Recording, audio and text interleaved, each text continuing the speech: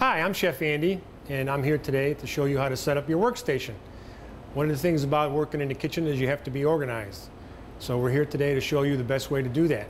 There's a couple things involved. One is organization and ease of speed and such, and you got to be fast in the kitchen. Number one, you want to make sure that the place is clean. So before you start your table, you sanitize it, and it's very important to do that because you never know who or what's been on that table. The next thing is your knife kit. So your knife kit here, the bottom line is, this is the most dirtiest thing that you have because you never wash it. So we don't want you to put it on the table because it'll contaminate the table. So we're going to take our knives out and put them on our table next to our cutting board, and then we're going to put this underneath so it doesn't contaminate the table.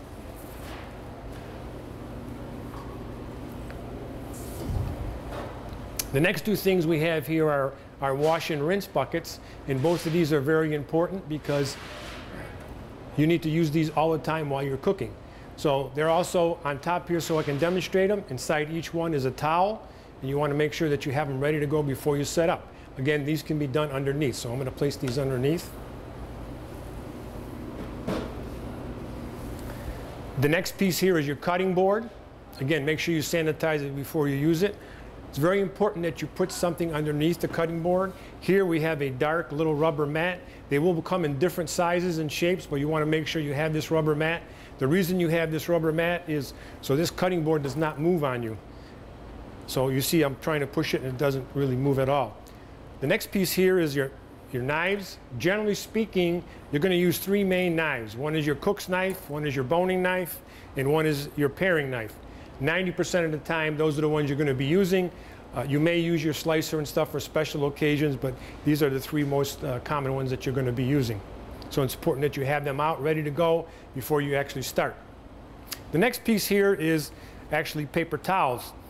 Paper towels are used for something very specific. When you use your cutting board and there is food particles on this cutting board, you want to use a paper towel to actually take it, wipe it all up, and then take those food particles and throw them in the garbage. The reason being is when you wash this board with the food particles, you contaminate the towel that you use and also the bucket that you use. So you want to make sure you get all these food particles off first before you actually start washing it. There's an exception to that. If you are cutting any kind of protein, fish, chicken, beef, or whatever, this cutting board has to be going into the dish machine and or the pot sink. And it has to go through the three processes of wash, rinse, and sanitize. That's very important, okay? Even then, though, you want to take the food particles off because they will contaminate the body of water that you're going to use for actually washing that. So it's really important that you do it. Last but not least, what we have here is what I call a flavoring kit. And this kit, we came up with this a few years ago, and basically each station gets to work with this. So what it entails is you have two different seasoning areas here. So you have Worcestershire and Tabasco. Tabasco delivers heat and flavor, and Worcestershire gives your umami flavor. There's a little bit of fish in there, actually anchovies. Most people don't know that, but it's a nice flavoring agent. We have salt and pepper. Remember, in your salt shaker, you have the large holes, so the kosher salt will go through there. It's very important, because if you have the small holes, the salt won't go. And then you have black pepper, and that you can use the small holes. Make sure you put shaker-sized black pepper in here. There's a plethora of different sizes. I'm not sure why, but they are. But just to make sure you have the fine grind in there. This here is your tasting spoons. As a chef or a culinarian, you got to taste everything. So this has to be at your station. So when you're cooking and you're developing sauces or a dish, you can actually taste it. And these are disposable. You don't want to use these twice over. The next area here that we have are three squirt bottles. One of them is an olive oil blend. One of them is vegetable oil. And one of them is white wine.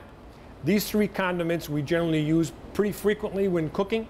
The difference between vegetable oil and olive oil obviously is a little more flavor. The vegetable oil is what we use commonly for most cooking requirements. And the white wine also the same thing. As a part of beyond this is we use clarified butter, which would be on a stove and you would keep it hot. So these are kind of like your flavoring kits, and they're ready to go, so you don't have to be scrounging around for different flavors and stuff. Remember, every day at the end of the shift or at the end of your lab, you want to clean this up, refill it, wrap it, and put it away.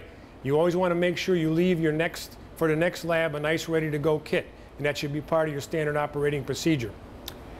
The last thing I want to talk about in setting up your station, which is very important, it should not take you more than 4 minutes to set this station up. And I don't say that in a humorous way. One of the things about working in a kitchen is you have to be quick. And as you notice, the few things that we have here doesn't take very long to do.